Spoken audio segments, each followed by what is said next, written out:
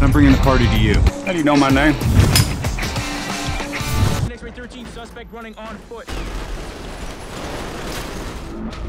Look at me. We're shooting our way out of here, bro. Okay. On 3, dude. You're gonna empty your mag and run. 1, 2, 3.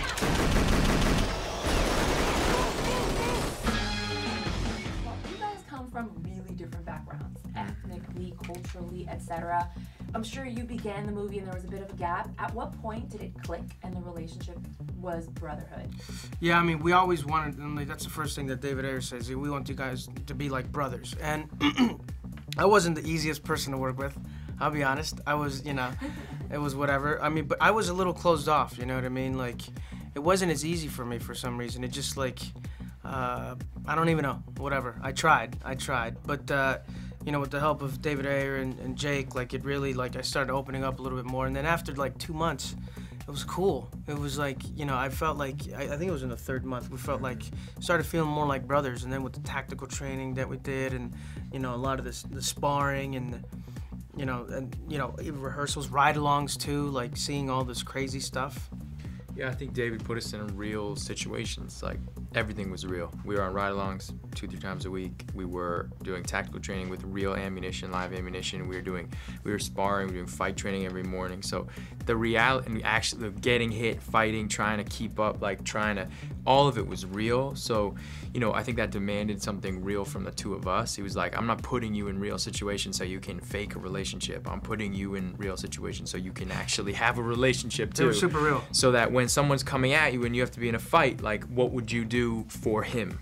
And when you're dealing with live ammunition, what would you do for him? How would you protect him? That it's not about you. And I think that was eventually how we made our relationship, where we had to ask ourselves, okay, you know, you see a lot of things on ride-alongs, and it's fascinating to watch and changes your life in a lot of ways separately. How do we translate that into a real relationship? Because ultimately, we've all seen a cop movie. We've all know the cop genre, but what we haven't seen is a real, like, unique relationship between two guys like this, in my opinion, in a cop movie, and that's what separates this film from the rest. I thought it was going to be a cop movie. To me, it was 3 different love stories. Obviously, you with your partners, but the love between you guys is why we cared so much by the end of the movie. Yeah, that's cool. What it is. That's what Dude, for me, it was one time where I remember we were on the ride-along, and, you know, the cops went out, and there was, like, this traffic stop, and it looked really sketchy. You knew that it felt sketchy.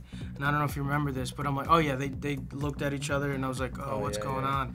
And they usually, like, you know, let us, like, peek, and they're like, they did this to us, like, stay back.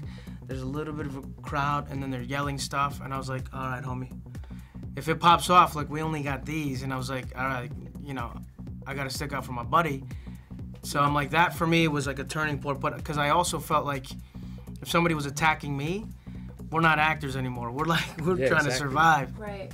I mean, it's not the first time that a cop movie is made in Hollywood, and it's actually kind of scary for the actors, especially when you're dealing with gang themes. So were you guys actually scared during the process of what could happen after, any repercussions? Definitely, even when we're shooting. I mean, like, you know, definitely in the process and being with the police at times, but even we're shooting that one scene, we walk into a party and, you know, we're walking to that gangster's party. Those were all real gangsters we were walking into. They put the 3 or 4 actors on that couch, and all the rest of them are real. You look in the background, everyone's throwing up signs, like on their cups and everything. And we shot there all night long. And then even, like, you know, some of the scenes, you know, when I throw up code 4, that helicopter, the helicopter was not our helicopter. It was an LAPD helicopter that happened to be there because there was a crime scene on the next street.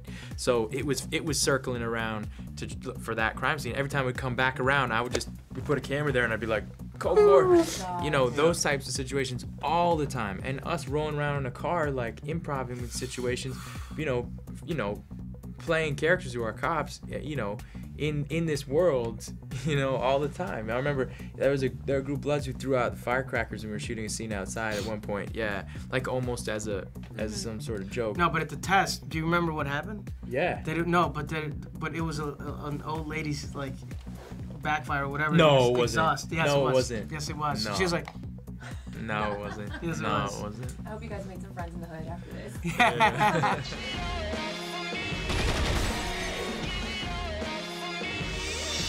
Word is, they got a hit on y'all, man. Y'all been greenlit. We're cops. Everybody wants to kill us. Whoa. 13 X-ray 13, suspect running on foot. Look at me. We're shooting our way out of here, bro. Okay. On 3, dude. You're gonna empty your mag and run. 1, 2,